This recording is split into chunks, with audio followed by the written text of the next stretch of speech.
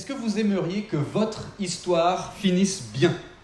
On a tous une histoire et on est tous à des stades différents de notre histoire. Certains d'entre nous, on est encore très jeunes, d'autres, on a un peu plus de vécu, comme on dit, mais on a tous une histoire et cette histoire, quelle qu'elle soit, elle a probablement déjà été entachée et même jalonnée de problèmes, de difficultés, peut-être même de souffrances.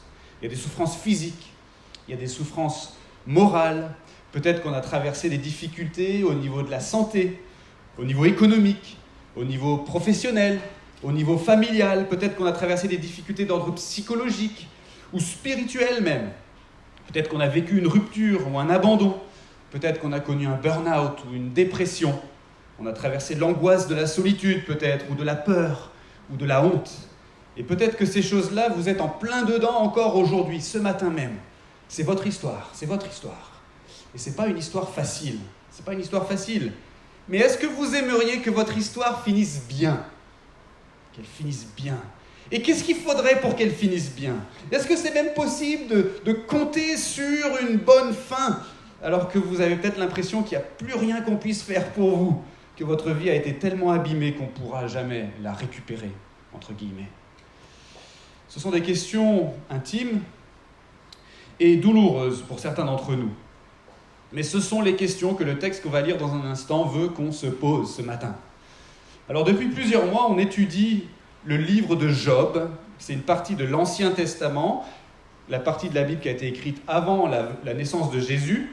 C'est une partie de l'Ancien Testament donc, qui raconte l'histoire d'un homme qui s'appelait Job, et qui vivait dans l'Antiquité, et qui était extrêmement intègre, et en même temps qui a été extrêmement affligé par toutes sortes de malheurs. Et aujourd'hui, on va lire la toute fin de cette histoire. Mais avant d'y venir, il faut récapituler un peu, surtout si vous arrivez en cours de route ce matin. Rappelez-vous, quand le malheur s'est abattu sur Job, et qu'il ne le méritait pas du tout, il y a des amis de Job qui s'appelaient Eliphaz, Bildad et Tsophar, c'est leur nom, qui sont venus voir Job et qui lui ont dit en gros, « Job, si tu souffres comme ça, c'est que tu as dû faire quelque chose pour le mériter. » Mais Job s'en est défendu. « Non, j'ai rien fait pour mériter ce malheur. » On a vu qu'il avait raison de dire ça. « J'ai rien fait pour mériter ce malheur. Ces souffrances, elles sont gratuites et je ne comprends pas ce que Dieu est en train de faire dans ma vie. En fait, je me demande si finalement Dieu est vraiment juste et sage. » Mais à un moment donné, dans l'histoire, Dieu lui-même se révèle à Job et le convainc que lui, Dieu, est en réalité juste et sage. Et c'est ce qu'on a vu la dernière fois en fait. Dieu ne donne même pas d'explication, ni de consolation à Job dans son malheur, mais il lui donne une forme de paix dans sa souffrance, en dépouillant Job de toute prétention et en le convainquant que lui-même, Dieu, est en fait tout à fait digne de confiance. Quelles que soient les circonstances que Job est en train de traverser, Dieu demeure digne de confiance. Et donc la dernière fois, on s'était arrêté là, avec cette moralité de l'histoire en quelque sorte. Oui, la vie c'est très difficile. On ne comprend pas ce qui nous arrive. On ne comprend pas pourquoi le malheur peut s'abattre sur nous ou sur nos proches. Mais on doit faire confiance à Dieu, qui est juste et sage, qui ne laisse rien au hasard et qui sait ce qu'il fait. Ok. Dieu est Dieu. Et on n'a pas d'autre choix finalement que de lui faire confiance, puisque c'est lui qui est Dieu et pas nous. Mais quand même, est-ce que c'est tout ce qu'il y a à dire aux gens qui souffrent et qui ont une histoire difficile ? Est-ce que c'est tout ce qu'il y a à dire ? Dieu est Dieu, et toi, tu n'es pas Dieu. Eh bien non, ce n'est pas tout. En tout cas, ce n'est pas tout à fait tout. Et c'est la raison pour laquelle le livre de Job a un épilogue. Parce qu'on ne veut pas juste savoir que Dieu est Dieu et qu'il gère tout selon son projet irrésistible. On a aussi besoin de savoir que Dieu est bon. Que Dieu est bon, et plus que ça, qu'il est bon pour nous. C'est-à-dire que son projet souverain, juste et sage selon Dieu, nous sera profitable en fin de compte. On a besoin de savoir ça. Ce qu'on veut savoir, c'est pas seulement que notre histoire est dirigée par Dieu, mais que notre histoire va bien finir pour nous. Vous comprenez ? Et donc, on va découvrir la fin de l'histoire de Job ce matin. Vous allez voir que c'est un happy end. En fait, c'est tellement un happy end, une fin heureuse, qu'il y en a qui vont se dire que c'est pas crédible. C'est juste trop beau pour être vrai. Il y en a parmi nous qui détestent les happy ends, en fait, parce que ça ressemble tellement pas à la vraie vie. Mais en fait, on ne devrait pas dénigrer les happy ends. On devrait les désirer. On devrait se dire, en fait, c'est beau quand ça finit comme ça. C'est beau. Et j'aimerais bien que ça finisse comme ça pour moi aussi. Et c'est comme ça qu'on devrait réagir en découvrant la fin de l'histoire de Job. La fin de l'histoire de Job nous est racontée pour qu'on la désire. Pour qu'on désire la fin de Job, pour nous-mêmes. On peut même dire que le happy end de Job nous parle de comment notre histoire peut finir en réalité. Est-ce que vous aimeriez que votre histoire finisse bien, malgré les difficultés que vous traversez actuellement, malgré les souffrances, malgré les séquelles du malheur qui semble peut-être irréversible? Est-ce que vous aimeriez que votre histoire finisse bien? Eh bien, la leçon du texte qu'on va lire dans un instant, c'est qu'on peut assurément compter sur la grande bonté et sur la grande miséricorde de Dieu qui va nous donner la délivrance si on s'en remet à lui. À quoi cette délivrance va-t-elle ressembler? Qu'est-ce qu'on peut attendre de Dieu au fond pour que notre histoire finisse bien? Eh bien, lisons le texte et soyons attentifs justement à ce que ce tableau merveilleux de la fin de l'histoire de Job nous fait désirer. En lisant ce texte, soyons attentifs à ce que ça nous fait désirer pour nous-mêmes. Et voici les 3 choses que ce texte veut nous faire désirer. 1, l'approbation de Dieu. 2, la consolation de nos souffrances. Et 3, le bonheur durable. Lisons le texte sans plus tarder. C'est la toute fin du livre de Job. Le livre de Job se trouve juste avant le livre des psaumes, qui est une section importante de l'Ancien Testament. Donc si vous trouvez les psaumes, vous tournez quelques pages vers la gauche. Vous allez tomber sur le livre de Job, chapitre 42, la conclusion, donc à partir du verset 7 jusqu'au verset 17. Job, chapitre 42, verset 7 à 17. Nous lisons la parole de Dieu. Après que l'Éternel eut adressé ses paroles à Job, l'Éternel dit à Éliphaz de Théman, « Ma colère est enflammée contre toi et contre tes 2 amis parce que vous n'avez point parlé de moi avec droiture, comme l'a fait mon serviteur Job. Prenez maintenant 7 taureaux et 7 béliers, allez auprès de mon serviteur Job et offrez pour vous un holocauste, c'est-à-dire un sacrifice. Mon serviteur Job priera pour vous, et comme j'ai de la considération pour lui, je ne vous traiterai pas selon votre folie, car vous n'avez point parlé de moi avec droiture, comme l'a fait mon serviteur Job. » Éliphaz de Théman, Bildad de Choua et Tsophar de Naama s'en allèrent. Ils agirent comme l'Éternel le leur avait dit, et l'Éternel eut de la considération pour Job. L'Éternel rétablit la situation de Job, quand celui-ci eut prié pour ses amis. Et l'Éternel lui accorda le double de tout ce qu'il avait possédé. Tous ses frères, toutes ses sœurs et toutes ses connaissances d'autrefois vinrent vers lui et mangèrent avec lui dans sa maison. Ils le plaignirent et le consolèrent de tous les malheurs que l'Éternel avait fait venir sur lui, et ils lui donnèrent chacun une kézita, c'est-à-dire une quantité d'argent, et chacun un anneau d'or. L'Éternel bénit la dernière partie de la vie de Job plus que la première. Il posséda 14 000 brebis, 6 000 chameaux, 1000 paires de bœufs et 1000 ânesses. Il eut 7 fils et 3 filles. Il appela la première du nom de Yemima, la seconde du nom de Ketsia et la troisième du nom de Kéren-Hapouk. Il ne se trouvait pas dans tout le pays d'aussi belles femmes que les filles de Job. Leur père leur accorda une part d'héritage parmi leurs frères. Job vécut après cela 140 ans. Il vit ses fils et les fils de ses fils jusqu'à la 4e génération. Puis Job mourut, âgé et rassasié de jours. C'était la lecture de la parole de Dieu. On va regarder ça un peu plus en détail, mais d'abord prions. Seigneur notre Dieu, merci pour ta parole, merci pour ce texte qu'on a pu lire à l'instant. Nous reconnaissons que nous avons besoin de ton aide pour comprendre ce que tu veux nous enseigner à nous aujourd'hui, en 2021, et comment le mettre en pratique dans notre vie. Seigneur, permets que ta parole porte du fruit en nous, pour ta gloire. Amen. Alors, est-ce que vous aimeriez que votre vie, que votre histoire finisse bien? On peut assurément compter sur la grande bonté et sur la grande miséricorde de Dieu qui va nous donner la délivrance si on s'en remet à lui. Et c'est là toute la leçon de ce texte. Premièrement, pour que notre histoire finisse bien, il faut qu'à la fin, on soit approuvé par Dieu Et c'est possible, tellement Dieu est bon et miséricordieux. C'est la première chose que le texte nous fait comprendre au verset 7 à 9. Regardez ce qui se passe dans le texte, si vous avez votre Bible devant vous, gardez-la ouverte à ce passage, on va s'y référer régulièrement. Regardez ce qui se passe au verset 7 à 9. Dieu s'est manifesté à Job et il lui a parlé dans les chapitres précédents assez longuement en lui faisant 2 discours. Et à la fin de ces 2 discours, Job il s'incline humblement devant Dieu et il se repent d'avoir parlé de façon téméraire par ignorance. C'est ce qu'on a au début du chapitre 42. Job trouve la paix de cette manière, dans cette humilité devant Dieu. Mais ça n'a pas fait disparaître son malheur.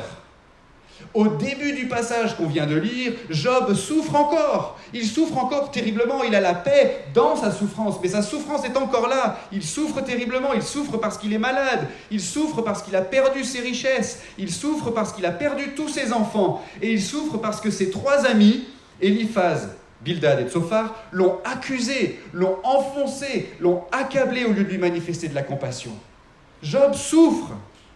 Et maintenant, la première chose que fait Dieu dans cet épilogue, c'est qu'il remet les pendules à l'heure. Dieu s'adresse aux amis et il dit « Vous les 3 là, vous n'avez pas bien parlé de moi. » Alors que Job, mon serviteur Job, lui a bien parlé de moi. La première chose que fait Dieu, c'est qu'il donne raison à Job. 3 fois, il l'appelle « mon serviteur ».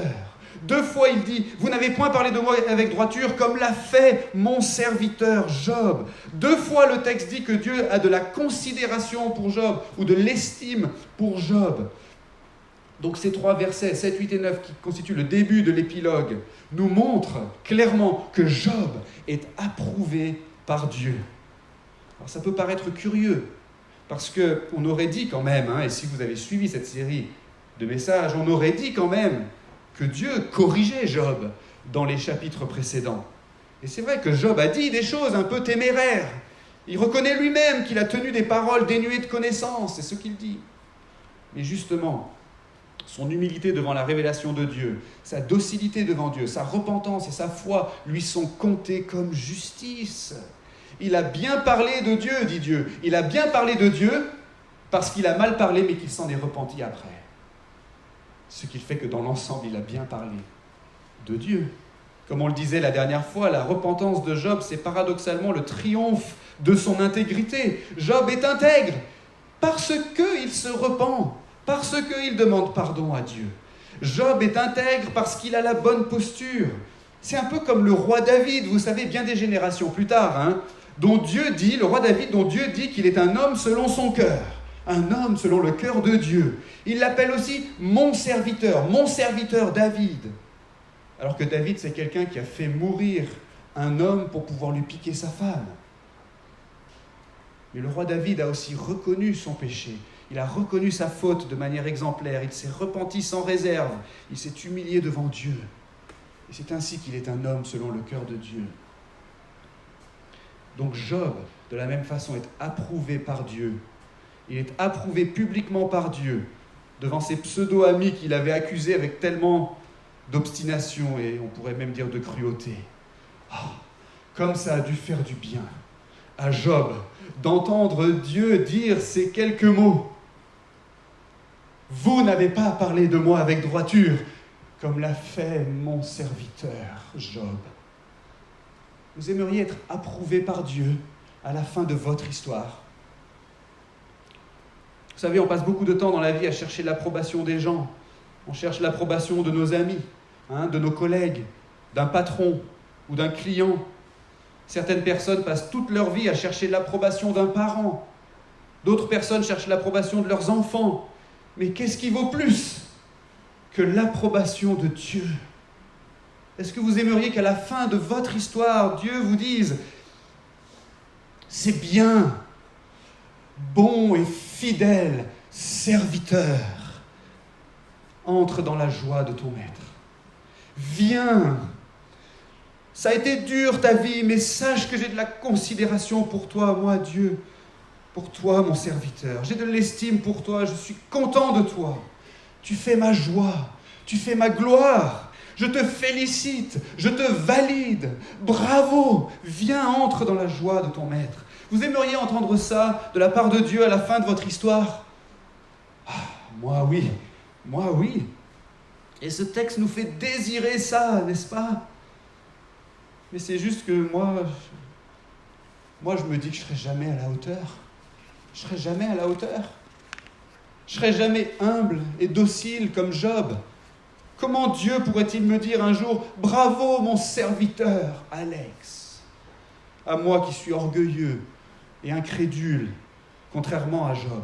À moi qui n'aime pas Dieu de tout mon cœur, de toute mon âme et de toute ma force, et qui n'aime pas mon prochain comme moi-même. Eh bien, dans le texte, il y a un truc incroyable qui se passe. C'est que Job est tellement juste et approuvé par Dieu qu'il est même habilité par Dieu à prier pour ses 3 amis afin qu'ils soient pardonnés par Dieu pour leurs péchés. C'est ce qui est dit au verset 8.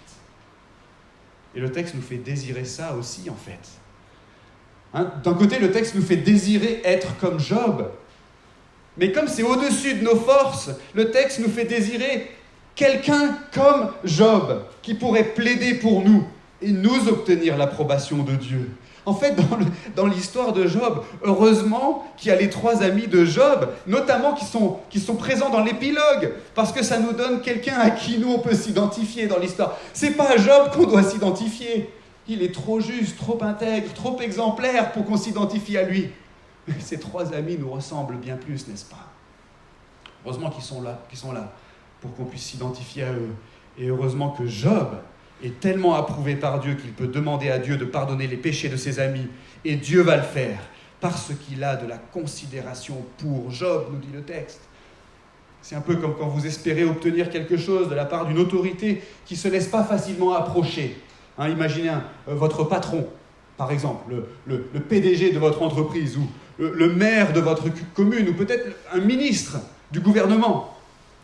Si vous voulez lui obtenir quelque chose de la part de quelqu'un comme ça marche beaucoup mieux si vous vous faites pistonner, comme on dit. Si vous vous faites pistonner, l'idéal c'est que quelqu'un qui a déjà la faveur de cette autorité fasse jouer cette relation pour vous. Ça aide quand on est ami avec quelqu'un qui est proche du patron. Ça aide. Et c'est ce qu'on a dans le texte ici en fait. Dieu pardonne aux 3 amis. Le texte nous dit pourquoi. Parce qu'il a de la considération pour Job.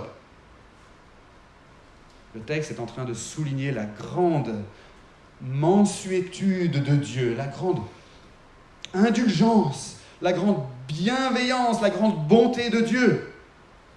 Parce que par le moyen d'un sacrifice et d'un sacrificateur, qui est un médiateur en fait, même Éliphaz, Bildad et Tsophar peuvent être pardonnés et obtenir la paix avec Dieu.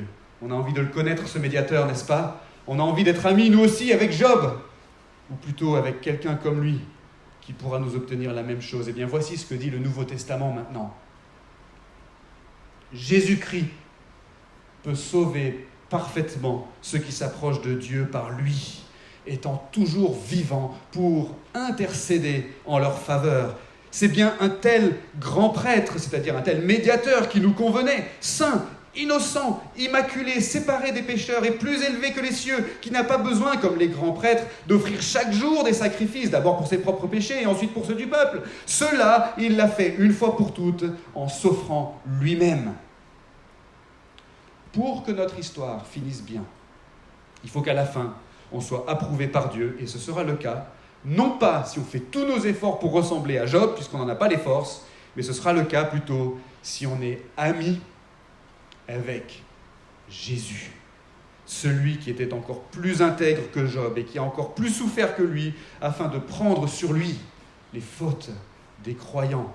C'est de lui dont il est question dans ce passage du prophète Ésaïe, où Dieu dit « Par la connaissance qu'ils auront de lui, mon serviteur juste justifiera beaucoup d'hommes et se chargera de leurs fautes. » Quelles que soient les vicissitudes de notre vie présente, quels que soient les problèmes, les difficultés, les souffrances de notre vie présente, on peut avoir l'assurance d'être approuvé par Dieu si on s'abandonne par la foi entre les mains de Jésus, mort et ressuscité pour notre délivrance. Ça, c'est la première chose. Deuxièmement, pour que notre histoire finisse bien, il faut qu'à la fin, on soit consolé de nos souffrances. Consoler de nos souffrances. Et ça aussi, c'est possible. Tellement Dieu est bon et miséricordieux. C'est la deuxième chose qu'on découvre dans ce texte, versets 10 et 11. Regardons encore ce qui se passe. Le texte raconte que Job, qui a intercédé donc pour ses amis, est maintenant rétabli par Dieu, verset 10. Sa prospérité va être le double de ce qu'elle avait été, mais d'abord, le texte dit que plein de gens vont se réunir autour de Job, vous avez vu son entourage, et notez bien ce qu'ils vont faire. Ils vont, verset 11, le plaindre et le consoler de tous les malheurs que l'Éternel avait fait venir sur lui. Alors, il y a deux choses à remarquer dans cette phrase. D'abord, que les malheurs de Job, c'est l'Éternel qui les a fait venir sur lui. Il n'y a aucun doute dans l'esprit de l'auteur, ni dans l'esprit de Job lui-même, ni dans notre esprit, si on a été attentif à cette histoire jusqu'ici. Il n'y a aucun doute que Dieu est absolument souverain, même sur le mal. Tout ce qui arrive, Dieu le décrète. Et les choses arrivent parfois par le moyen de causes secondes ou de causes accessoires, ce qui veut dire que Dieu n'est pas coupable du mal qui nous arrive. Mais quoi qu'il arrive, c'est toujours Dieu qui est aux manettes de l'univers. La deuxième chose qui est remarquable dans cette phrase, toujours au verset 11, c'est que maintenant dans l'histoire, enfin dans l'histoire, et c'est dans l'épilogue, eh bien Job va obtenir ce que ses amis étaient venus lui offrir au tout début. Ils étaient venus au chapitre 2 lui offrir quelque chose et il l'obtient enfin au chapitre 42. Que dit le texte ? Maintenant, ses amis le plaignent et le consolent. Le plaignent et le consolent. Rappelez-vous, les amis de Job étaient venus précisément pour faire cela, pour plaindre Job et le consoler, mais ils n'ont pas eu les mots, ils n'ont pas su quoi faire, ils n'ont pas su quoi dire, et à la place, ils l'ont accusé, accablé, enfoncé encore plus dans son malheur. Il faut vraiment comprendre la portée de ce qui nous est dit ici, c'est que Job obtient maintenant quelque chose qu'il a désiré tout au long des nombreux chapitres qui ont précédé. Son malheur, enfin, est reconnu pour ce qu'il est. Et Job reçoit enfin une véritable consolation. Cette consolation est représentée dans le texte par une sorte de collecte que ses amis font pour lui. Chacun lui donne une quesita, nous dit le texte, et un anneau d'or. Quesita, je le disais, c'est une quantité d'argent. C'est un peu comme un dédommagement, si vous voulez. Imaginez que dans un parking, quelqu'un raye sans faire exprès la portière de votre voiture toute neuve. Plutôt que faire un constat, la personne pourrait vous proposer directement un peu d'argent pour vous dédommager. C'est plus pratique, ça va plus vite. Mais combien d'argent vous faudrait-il pour que vous soyez consolé de cette rayure ? 5 €, ce serait peut-être pas assez. Mais 5 000 €, ça compenserait largement, non ? Il y a quelques années, avec ma famille, on a été dans un grave accident de la route qui a complètement détruit notre voiture. Et quelqu'un qui nous aimait bien a créé une cagnotte en ligne à laquelle beaucoup de nos connaissances ont participé. Et en l'espace de 2 semaines, il y avait largement assez pour racheter une voiture un peu plus récente et un peu plus grande. On a été consolés de la perte de notre voiture. La perte de notre voiture, elle a bien eu lieu, elle n'a pas été effacée, elle n'a pas disparu comme par magie. Mais on a été consolés de la perte de notre véhicule. Maintenant, imaginez que vous perdiez un enfant. Quelle somme d'argent pourrez-vous dédommager de la perte d'un enfant ?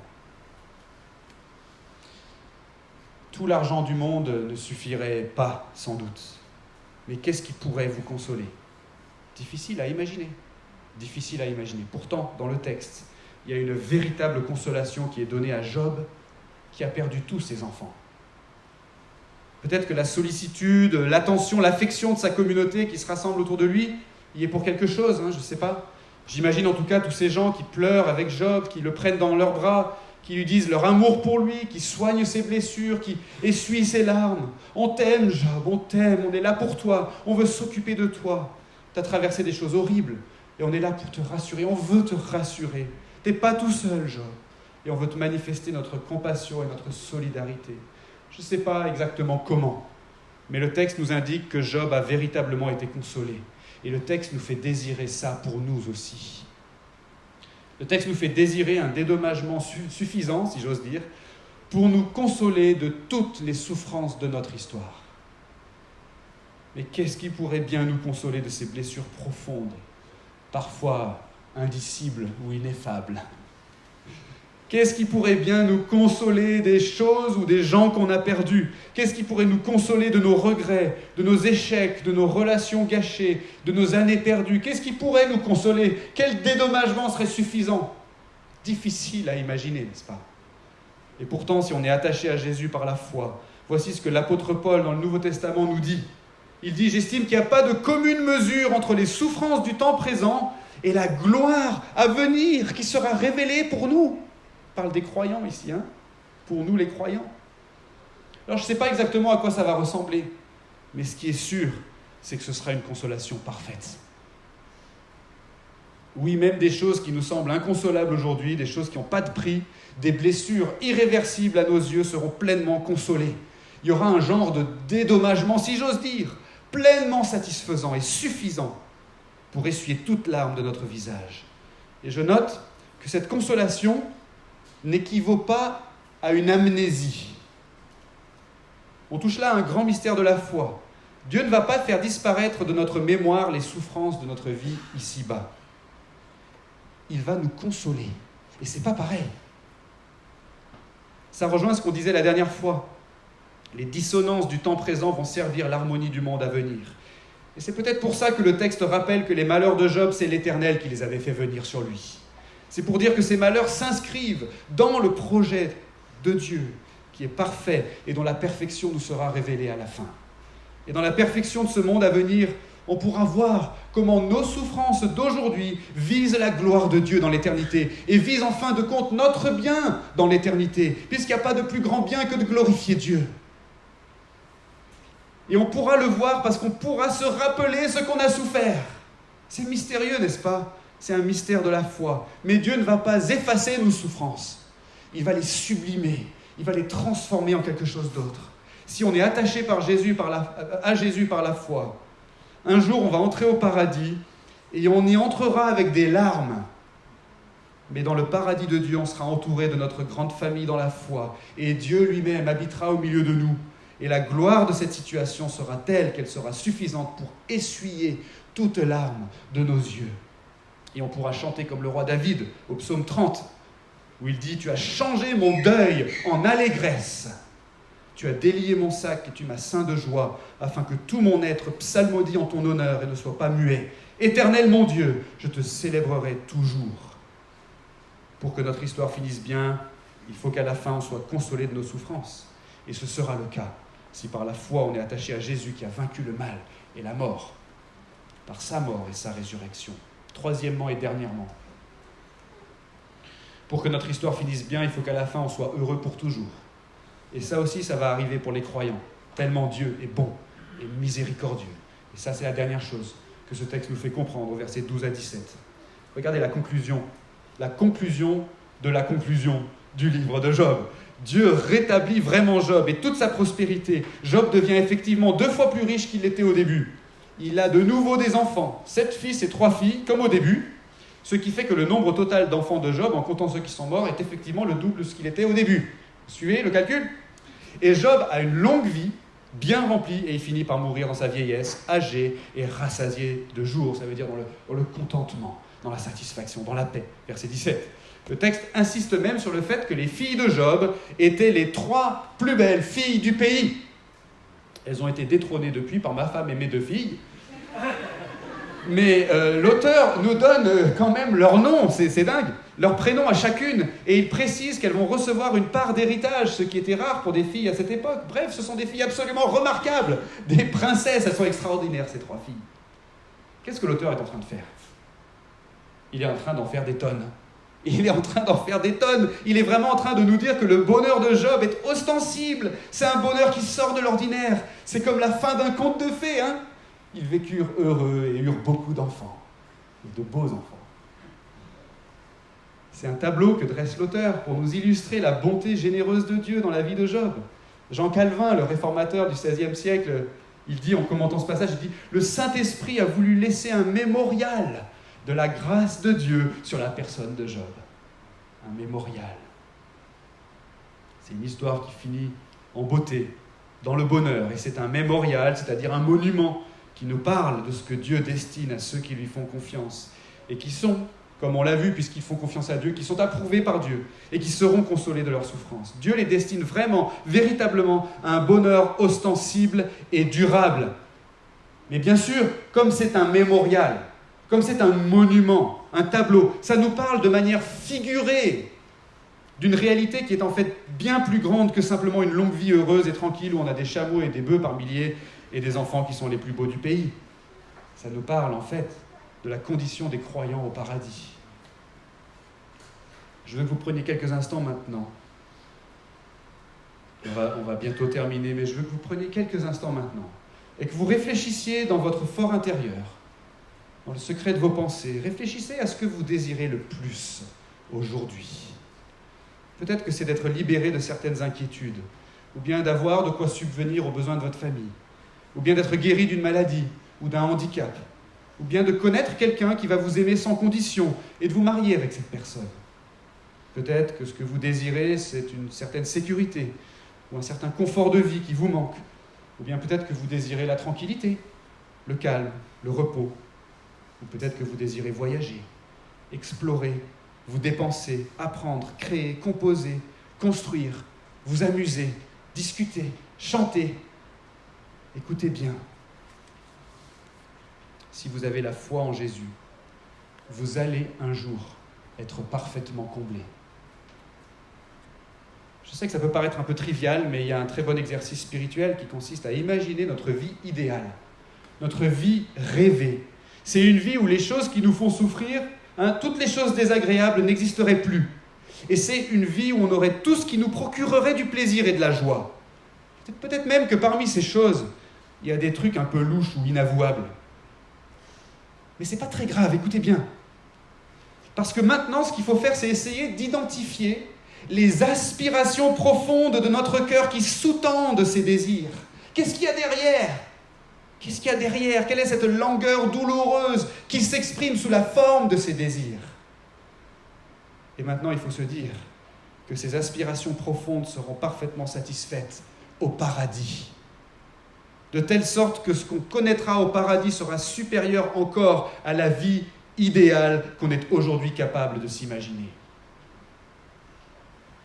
Tout ce qui nous fait du mal, tout ce qui nous nuit, nous sera enlevé. Tout ce qui nous manque nous sera accordé. Tout ce qui peut satisfaire notre langueur nous sera donné au-delà de toute mesure.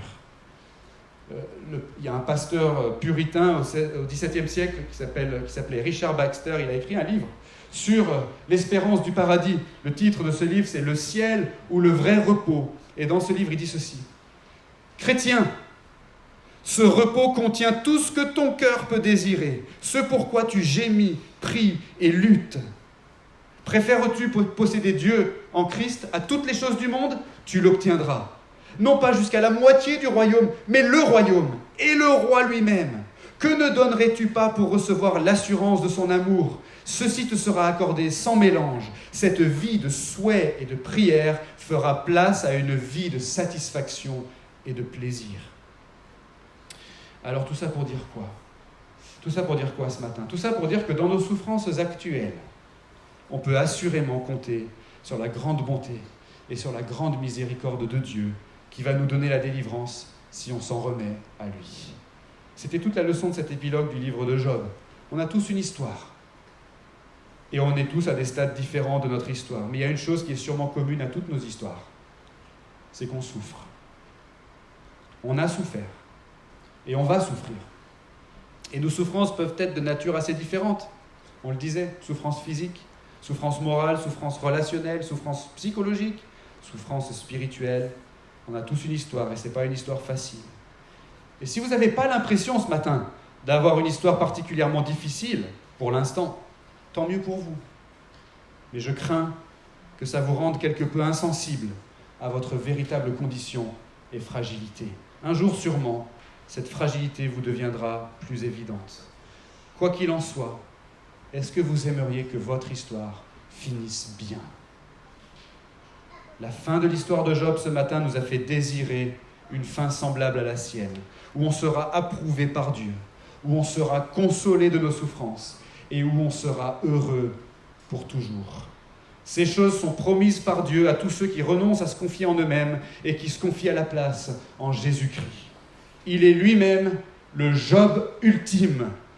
Il était parfaitement intègre et innocent, et il a été extrêmement affligé pour nous.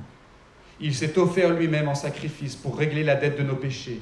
Et il est ressuscité le 3e jour parce que Dieu l'a approuvé. Il a agréé le sacrifice et il a justifié le sacrificateur, c'est-à-dire qu'il a validé ce qu'il a fait. Maintenant, Jésus prie pour ses amis, on pourrait dire. Aujourd'hui même, il est auprès du Père et il prie inlassablement pour ses amis. Il plaide les mérites de son sacrifice, auprès de Dieu, de façon à ce que tous ceux qui lui font confiance, qui font confiance à Jésus, soient associés à lui spirituellement. Et qu'étant associés à Jésus spirituellement par la foi, les croyants soient aussi associés à tout ce que Jésus a accompli et à tout ce que Jésus a obtenu par sa mort et sa résurrection, à savoir le pardon de nos péchés et l'approbation de Dieu, ainsi que la résurrection à venir et la consolation de toutes nos souffrances et une place au paradis où on connaîtra le repos, la joie et la satisfaction pour toute l'éternité. Ne passez pas à côté de ce que Dieu vous présente ce matin même en son Fils Jésus-Christ. Venez à lui et ces choses vous seront données. Et si vous voulez aller plus loin dans la foi, dans votre relation avec Dieu, n'hésitez pas dès aujourd'hui à en parler à une connaissance de votre entourage qui serait chrétienne, ou rapprochez-vous d'une communauté chrétienne. Parlez-en aux responsables de la communauté, de l'Église, pour qu'ils sachent vous aiguiller, vous encourager et prier pour vous. En conclusion du livre de Job, on peut dire que ces 42 chapitres nous pointent en effet avant tout vers Jésus-Christ. Aujourd'hui, on souffre. Le malheur est au coin de la rue.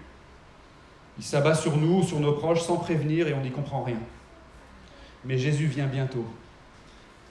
Et si on lui appartient, il nous donnera tout ce qui est préfiguré dans la fin de l'histoire de Job, de sorte que notre histoire finira bien. Oui, Dieu est souverain, juste et sage.